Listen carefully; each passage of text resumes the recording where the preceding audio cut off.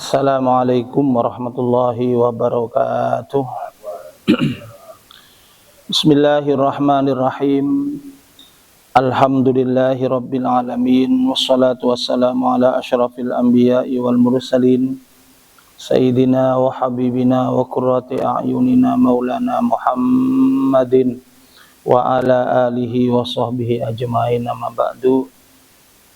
Ila hadratin nabiyil mustafa Muhammadin sallallahu alaihi wasallam wa ala alihi wa ashabihi wa azwajihi wa dhurriyyatihi wa ila ruhi sultanil awliya Sayyidina Syekh Abdul Qadir Jilani radhiyallahu anhu wa ila ruhi syekhina Imam al-Arif billah Syekh Muhammad Ismail Sayyid radhiyallahu anhu usun ila ruhi Kanjeng Sunan Ampel usun ila ruhi Bakhalil Bakal usun ila ruhi Hashim usun ila ruhi musannifi hadzal kitab mutaraji hadzal kitab wa mubtadi hadal kitab nafa'anallah bi ulumihim fid dharain amin.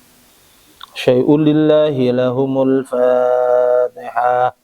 A'udzu billahi minasy syaithanir rajim. Bismillahirrahmanirrahim. Alhamdulillahi rabbil alamin arrahmanir rahim maliki yaumiddin. Iyyaka na'budu wa iyyaka nasta'in ihdinas siratal mustaqim. Siratal ladzina an'amta 'alaihim ghairil maghdubi 'alaihim waladdallin. Amin. Maulaya shalli wa sallim daiman abada ala habibika khairi khalqi kullihim huwal habibul ladzi turja syafa'atuhu likulli hawlim minal ahwali muqtahimi ya rabbi bil mustafa balligh maqasidana wa ufir lana ma madha ya wasi'al karami. Alhamdulillah, para jamaah dan seluruh takmir Masjid Al-Hijrah yang dimuliakan Allah, bersyukur pada kesempatan pagi hari ini Allah takdir kita bersama hadir di masjid yang mulia ini dalam keadaan sehat walafiat. Amin ya rabbal alamin. Salawat dan salam mari kita haturkan kepada junjungan Nabi kita Muhammad sallallahu alaihi wasallam. Para jamaah sekalian, kita akan mencoba untuk memberikan kajian ya. Kalau kemarin kitabnya adalah Durratun Nasihin karena sudah khatam juz 1-nya, nanti dilanjut dengan juz 2, maka pada pagi hari ini dilanjutkan, kita kasih selingan kitab At-Targhib wa Tarhib dari bahasa At-Targhib wa Tarhib. Jadi targhib itu memberikan motivasi, seneng aku iki nek ngaji oleh opo, atau dengan bahasa kerennya reward ya, reward. Ngaji itu dapat keutamaan apa dan dapat apa, kok dikongkon ngaji ya. Kemudian yang satunya adalah At-Tarhib. Tarhib itu nega ngaji sanksinya apa gitu ya. Kalau bahasa lawan apa tadi Zat? Kalau yang tadi, yang pertama apa tadi? Reward, lawannya adalah punishment. Jadi hukuman atau ancaman gitu ya. Dan ini sama dengan isi daripada khutbah Jumat itu. Khutbah Jumat itu isinya itu at-targhib wa tarhib ya. Baik, pada pagi hari ini kita akan memulai at-targhib. Bismillahirrahmanirrahim. Qala al-musannif rahimahullahu taala wa nafa'ana bi ulumihi fid dharain amin. At-targhib utawi iki iku gawe demen, mencintai fi thalabil ilmi ing dalem golek ilmu, wa ta'allumihi lan melajari ilmu, wa ta'limihi lan mulangaken ilmu. Belajar, kemudian mencari, kemudian mengajarkan. Ada 3, Pak. Jadi kita ini dituntut, ditekan untuk mencintai, mencari ilmu, kemudian mempelajari ilmu. Apa bedanya mencari ilmu, Pak Ustadz, sama mempelajari? Beda, Pak. Tidak semua orang mencari ilmu dan mempelajari ilmu. Teko nang pengajian ado-ado, dilala cuman cangkruk nang parkiran. Iku ono iku. Nggih. Rokokan, ngopi nang giras. Mulai teko desa nang teko pengajian cerita nang koncone. Aku mambengi ngaji nang gone di nang Gresik. Padahal nang kono cuma cangkruk nang giras ki ono, Pak. Jadi tidak mempelajari dia, cuma dia berangkat mencari ilmu tapi tidak mempelajari. Itu seperti itu. Atau apakah tidak mendapatkan pahala? Pak Ustadz, dapat. Sama dengan orang yang ketika mencari ilmu, dia tidak mempelajari ilmu, tetapi di sana dia cuman menjadi panitia. Ya. Jadi panitia riwa-riwi.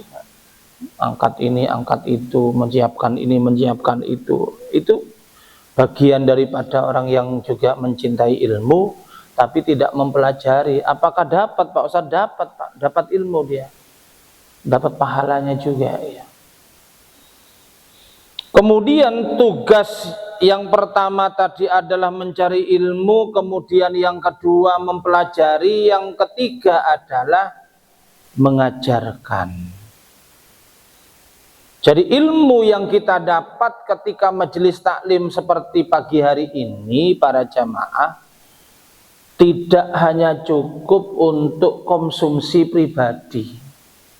Kita ada tugas untuk mengajarkan kembali kepada siapa? Satu, kepada keluarga kita sendiri. Kemudian kepada tetangga kanan kiri, kepada teman. Jadi jangan berhenti kepada diri kita. Yang penting aku ngerti, kono salah yo jarno, salah dhewe gak gelem ngaji. Mboten ngoten. Jadi besar keprihatinan atau keinginan dari seluruh para alim ulama pondok-pondok pesantren yang lurus itu, kenapa sampai pondoknya itu digratiskan, kenapa makannya digratiskan, gedungnya digratiskan, itu ya tiada lain hanya untuk memberikan peluang sebesar mungkin, sebanyak mungkin kepada seluruh santri-santri bisa belajar ilmu dengan sungguh-sungguh juga tanpa memikirkan biaya. Nah, di pondok kula niku setahun 1 juta, Pak. Sampai sekarang setahun 1 juta. Gedungnya gratis. Pernah saya tanya sama Yai, kok mboten ditarik gedungnya Yai? Jawabannya ngeten. Ya Cung, Gedung itu bagian daripada amal jariyah, wakaf dari masyarakat, dibangun gedung kemudian ditempati oleh santri-santri. Wong toh gedung itu juga andaikan tidak bayar santri itu aku yo gak rugi. Beda kalau air sama listrik. Sajane wak dhewe iku wayahe listrik mbek banyu iku gratis Pak Indonesia iki. Yo gara-gara yo ake malingi iku apa ya? Ya semua proyek sing baru-baru iki apa MBG ya. Ini durung Koperasi Merah Putih. Udah berjalan kan enggak di Surabaya? Belum, karena masih manajernya masih dilatih nih Pak, mati telu ngene. Piro 5 barang. Dadi manajer dilatih tentara. Ya Allah. Wis ala Pak, pokoknya urusan pengen buka toko menuku, belajar kepada orang Madura Pak. Iya wis kathik koperasi-koperasian. Ya, toko Madura itu lho Pak. Wonten ten mriki. Depan sana itu Pak. Ya, sampean golek apa ae jam piro ae ono Pak. Ya. 24 jam. Itu udah menyebar seantero Indonesia dan berhasil Pak. Tanpa ada korupsi di dalamnya. Sopo sing ngati korupsi wong tukune tuku dhek dhewe. Kulaan-kulaan dhewe ini korupsi ya rugi dhewe. Anak-anak MBG ini ngeri saya baca kemarin. Tidak hanya mulai dari yang pimpinan di atas di Jakarta, dari menterinya, sampai tukang ompreng. Apa ompreng itu Pak? Hah? Sampai tempat makan sing kora-kora itu lho korupsi wan. Nemen Pak. Ya Allah, naudzubillah min dzalik. Jadi tidak cukup kita belajar ilmu, mempelajari, tetapi yang paling utama khairukum man ta'allamal Qur'an wa 'allamahu, man ta'allamal ilmah. Ya, wa 'allamahu, orang yang belajar ilmu kemudian mengajarkan kembali minimal kepada keluarga. Kalau pagi hari ini kita belajar jujur, ojo awake dhewe tok sing jujur. Tular nonang istrinya harus jujur, anaknya harus jujur, tetangga dan seterusnya dan seterusnya. Ini. Nah, di pondok-pondok itu seperti itu, Pak. Ya. Jadi kiai itu menggratiskan supaya apa? Supaya mudah mencari ilmu. Ketika ilmu itu sudah didapat, ya nanti ada kaitannya Pak. Wa ma jaa lan barang kang teka apa ma fi fadlil ilmi ing dalam keutamaan ilmu wal alimi lan wong alim wal muta'allim lan wong kang belajar. Qala dawu sapa Kanjeng Nabi Muhammad sallallahu alaihi wasallam, man sopone wong yurid kang ngarepaken sapa Allah bihi kelawan man khairan dadi wong bagus yufaqihu fiddin, mongko ngertekaken mongko memberikan pemahaman sapa Allah ing wong fiddini ing dalam agama. Apa sih keuntungan dari orang yang memiliki ilmu itu? Semakin banyak orang belajar di pondok-pondok pesantren, di majelis-majelis taklim, kemudian dapat ilmu, berarti dia memahami. Setelah memahami apa? Yufaqihu fiddin may yuridillahu bihi khairan.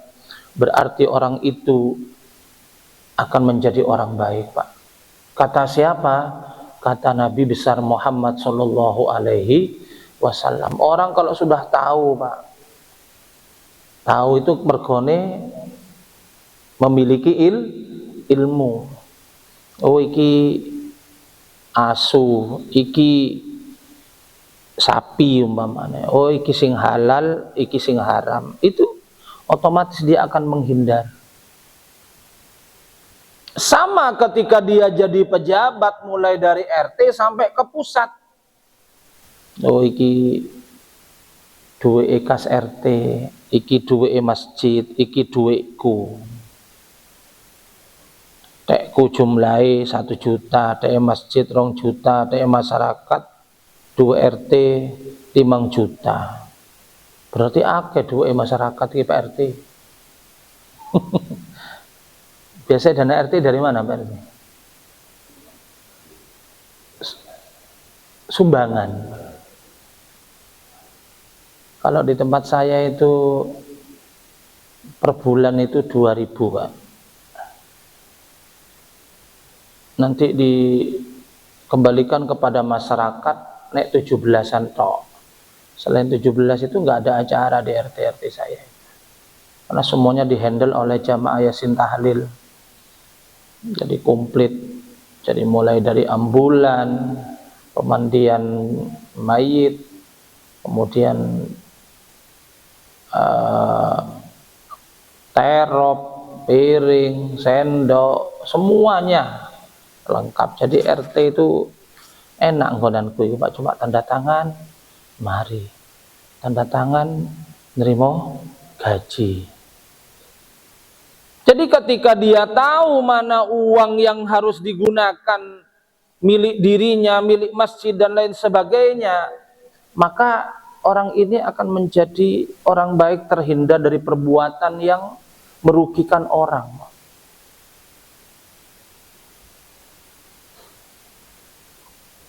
Sering kita dengarkan banyak organisasi itu ribut, baik dalam skala kecil maupun besar, Pak. Itu ya gara-gara duit, ya. Entah itu organisasi umum atau keagamaan, termasuk masjid ini. Banyak masjid-masjid itu yang kadang-kadang kisru, termasuk masjid saya dulu Pak, ya gara-gara duitnya ya digawe, ya bi bendaharai, atau digunakan secara bersama-sama tapi israf. Israf itu berlebihan. Rapat takmir masjid nanggone Bali. Kena iki Pak, melok aku.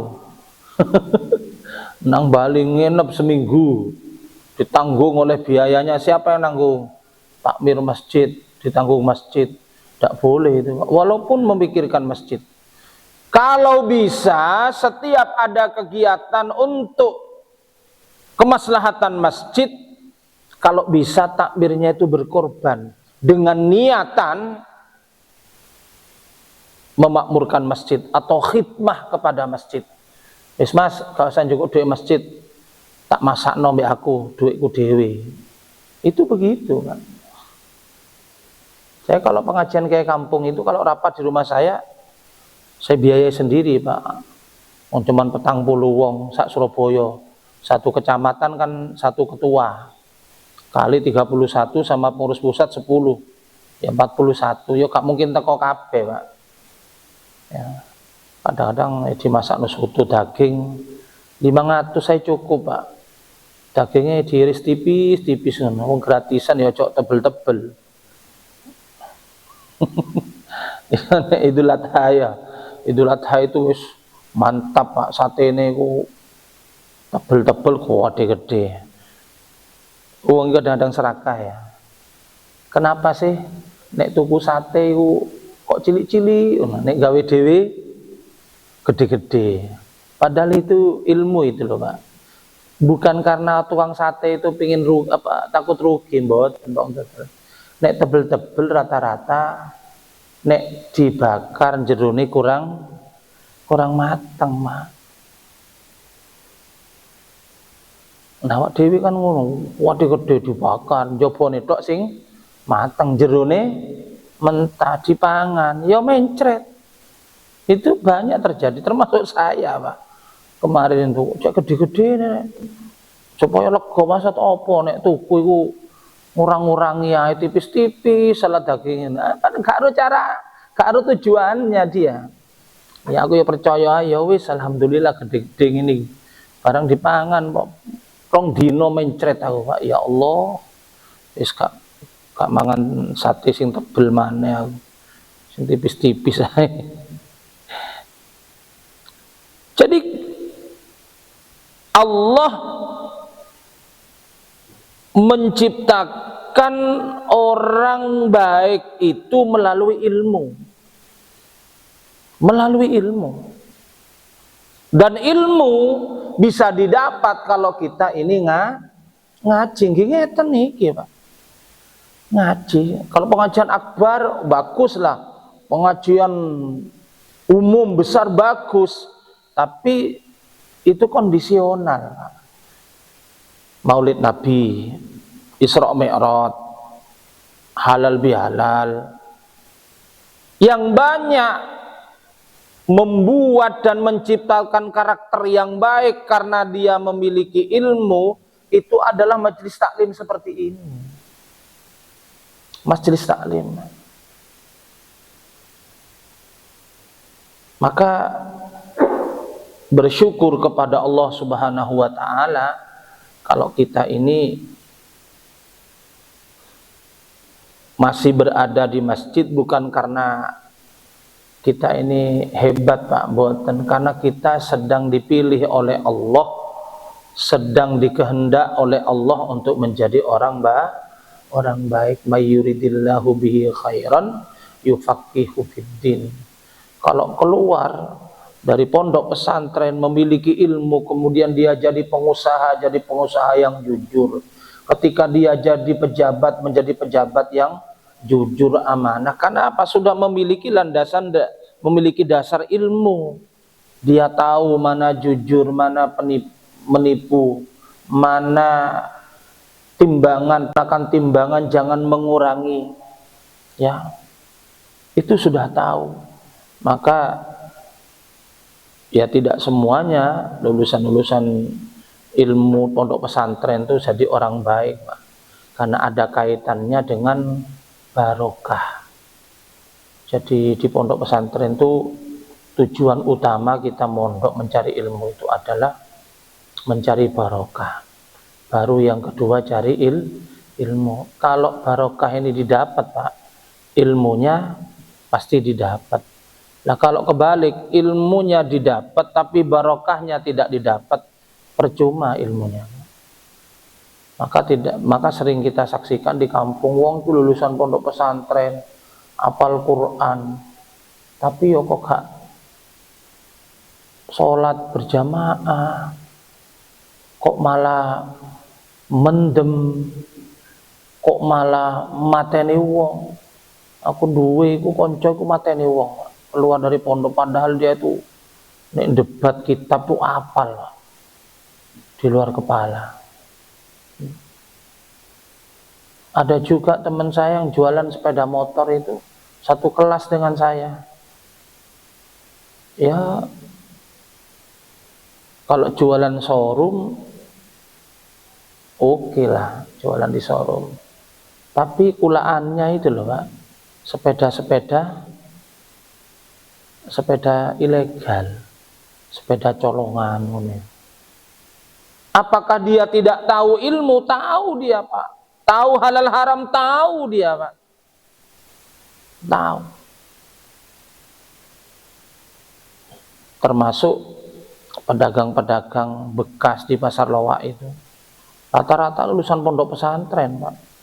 Gak apa-apa sih kalau dodolan itu dodol barang bekas, tetapi jangan dibilang baru, Pak.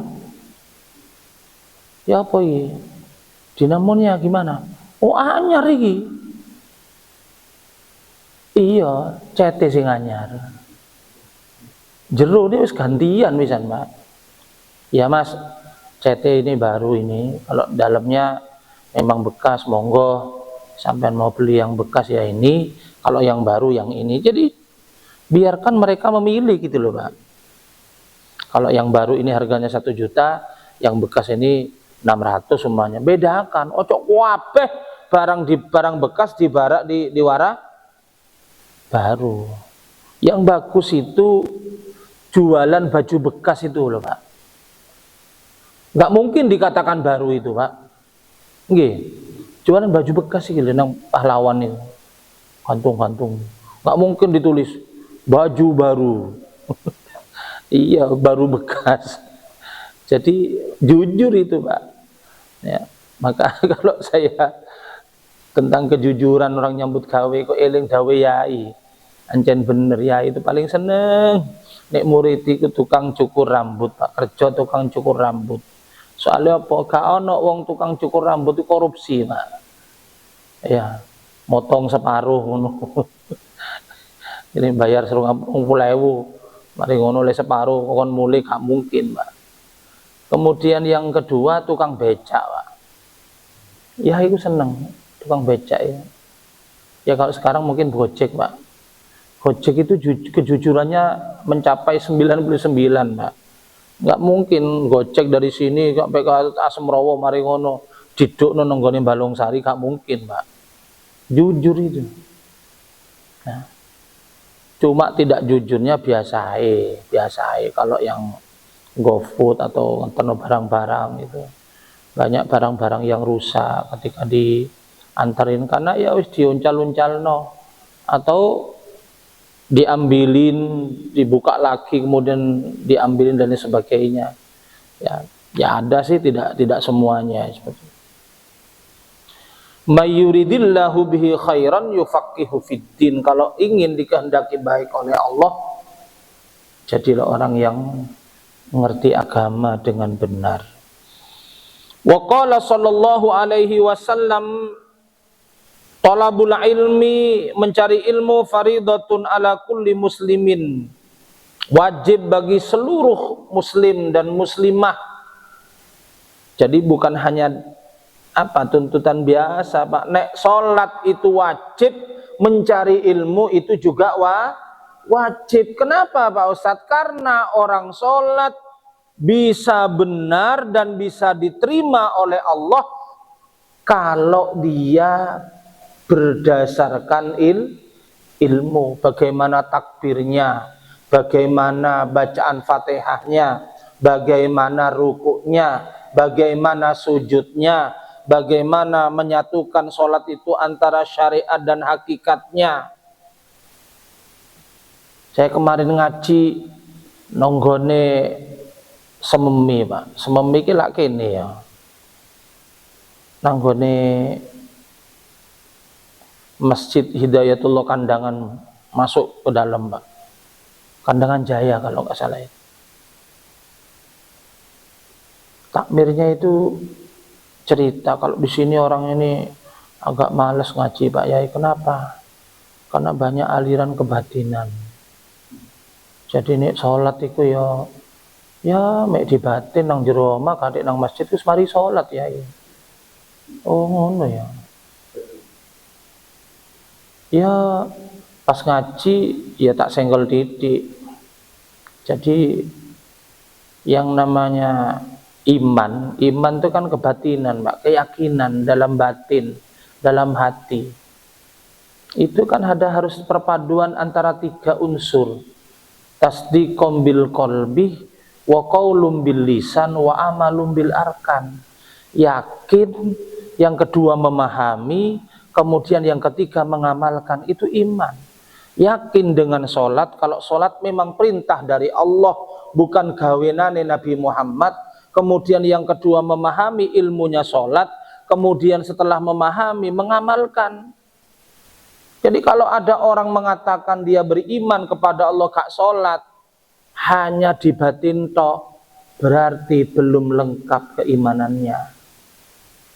Padha mbek sampean pengen kumpul bojo, yakin sampean nek kumpul bojo enak napa mboten Pak?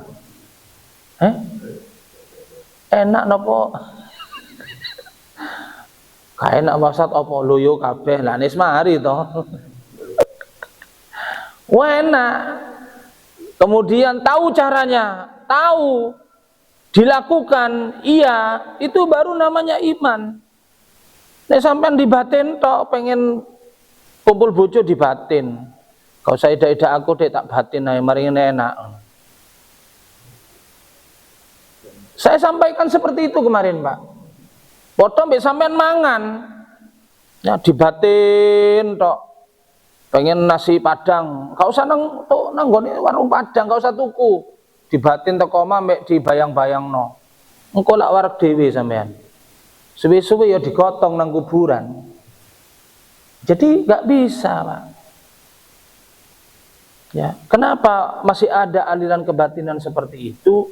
Karena memang awal mula mbah-mbah kita itu belum kenal Islam secara kafah, secara menyeluruh seperti sekarang.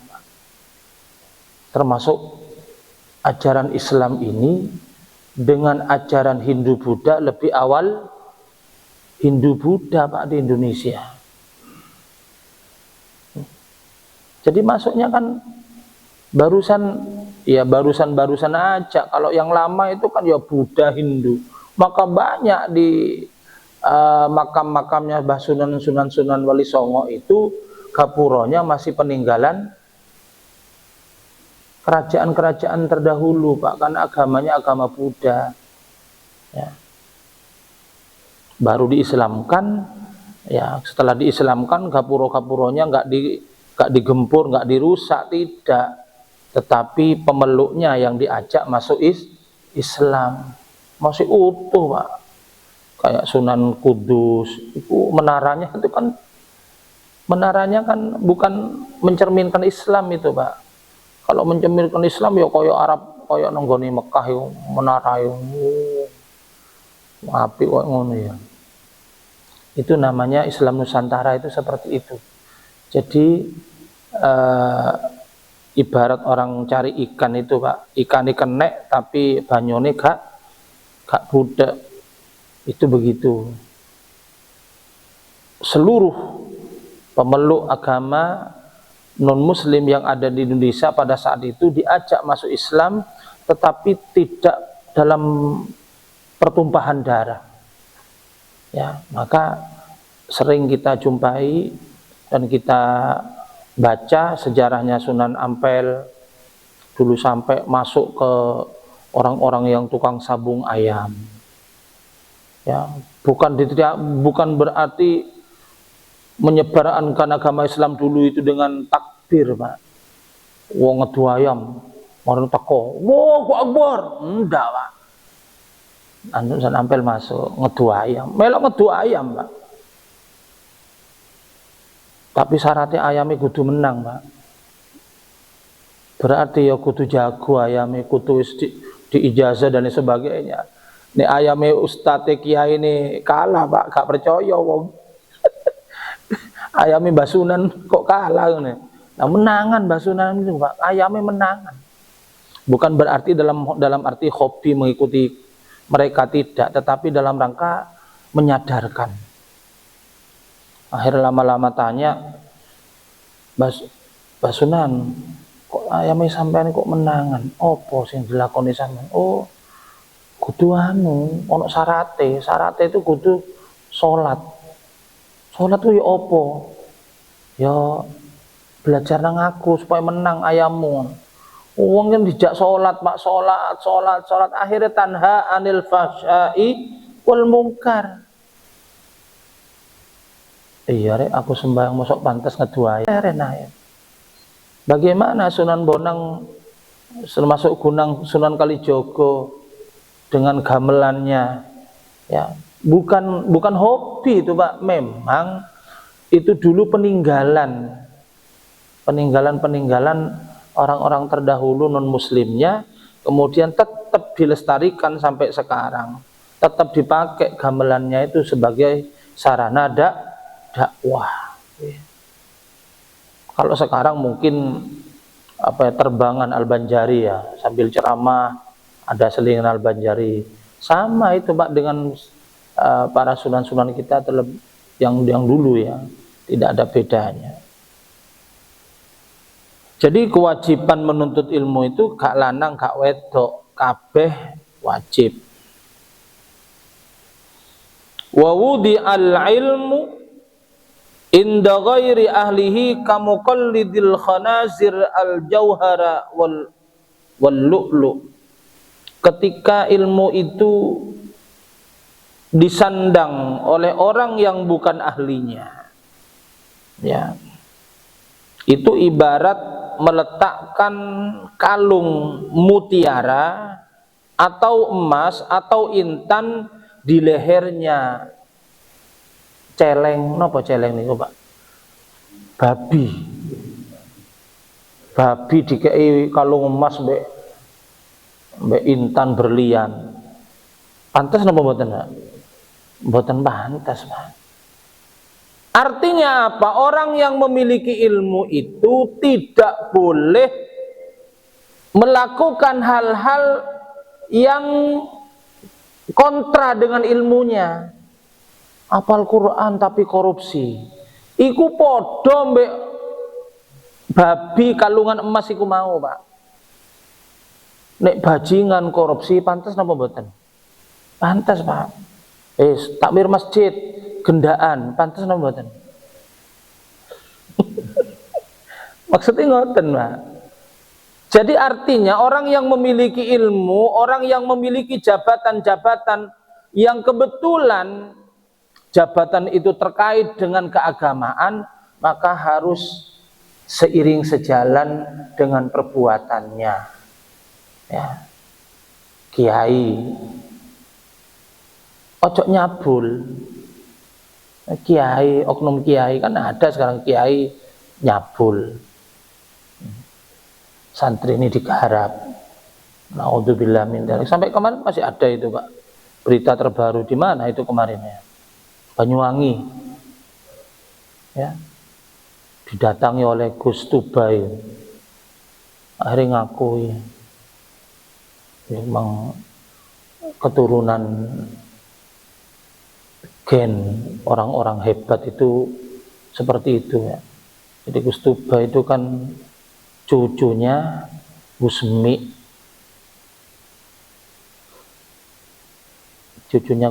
karena putranya Gus Semi itu menikah dengan waliullah Kiai Haji Ahmad Siddiq Jember ya.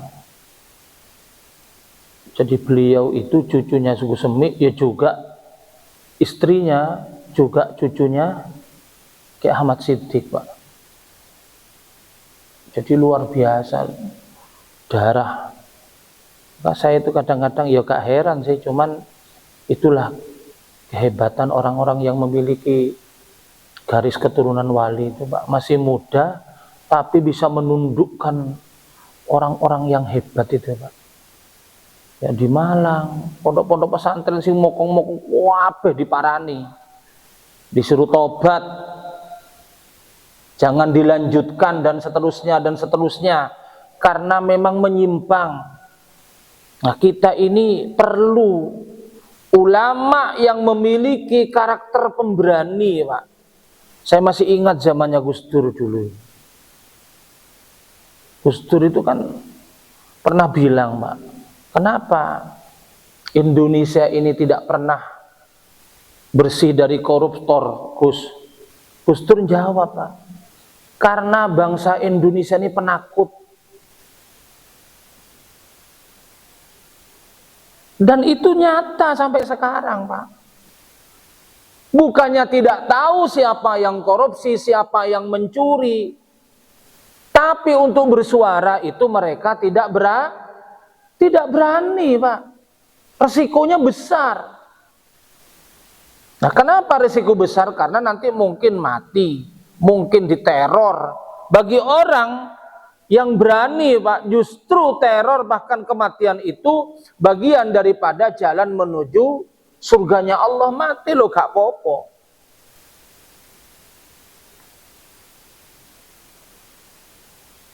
Gak berani, Pak.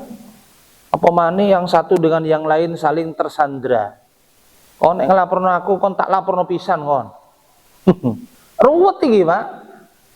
Gitu lah, saling sandra yang satu dengan yang lain. Ya. Bagaimana kasus kemarin penyekapan itu yang dilakukan oleh oknum polisi itu. Maka kan pernah saya katakan itu, kejahatan yang dilakukan oleh siapapun kalau tidak ada teguran, tidak ada pelurusan lah, ditegur, dilurusno, maka dia akan merajalela. Bukan karena dia pinter, mboten, karena kita yang benar, orang yang baik diam dan tidak berani, sehingga terus terulang. Kenapa? Karena ada pembiaran tadi itu.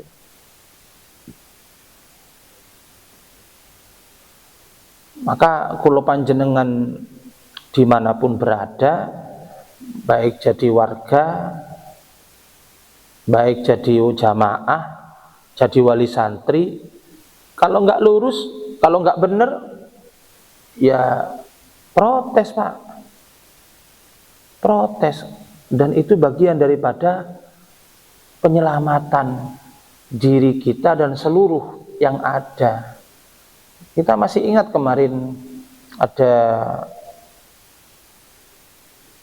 cerdas cermat itu ya. Nah, yang diprotes itu akhirnya viral, akhirnya menjadi evaluasi, Pak.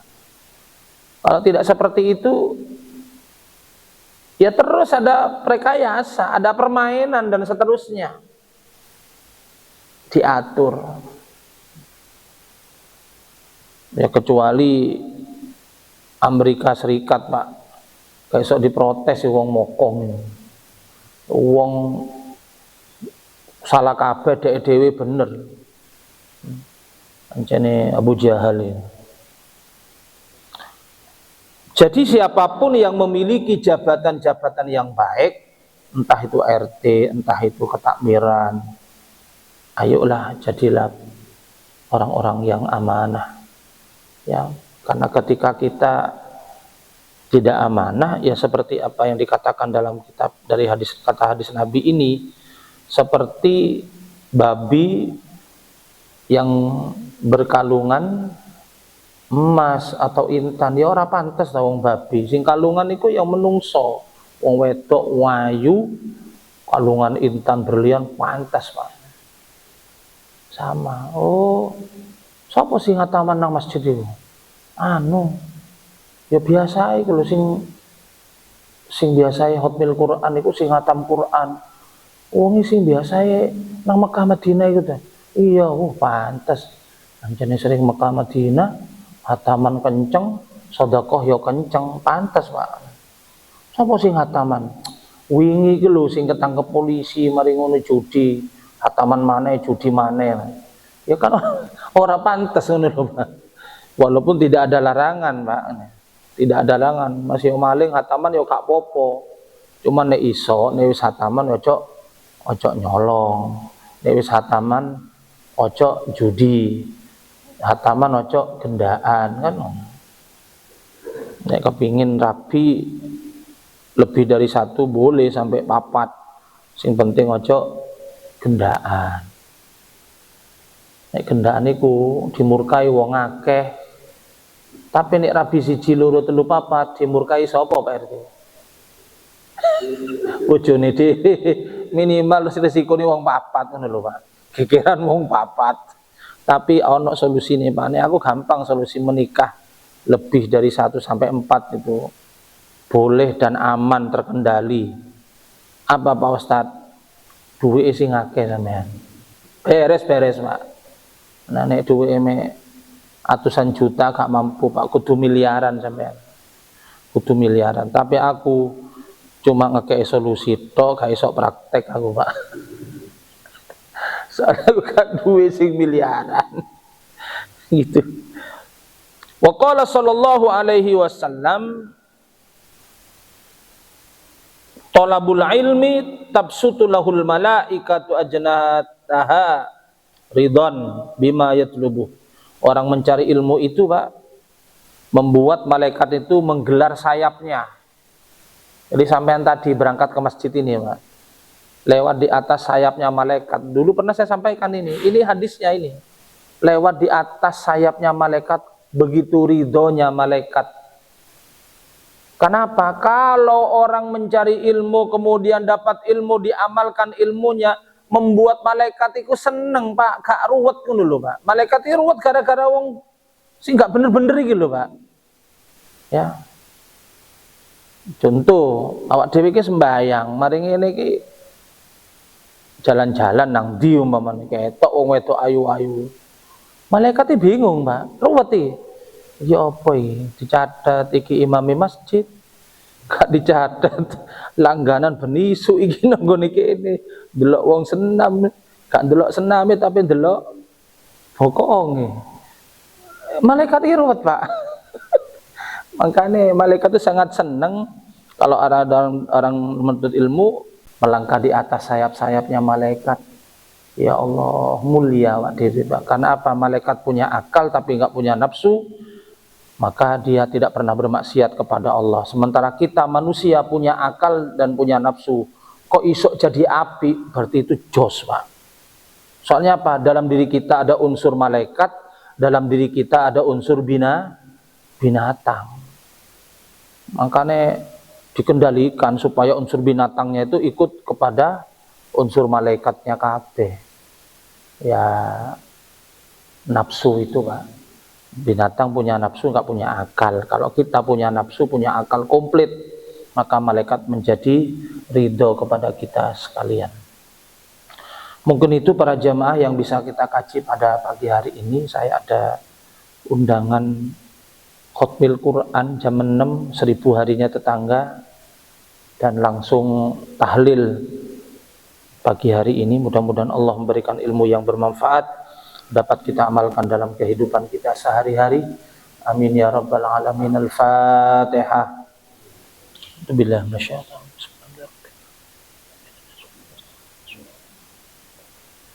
Ghairil maghdubi alaihim waladdallin.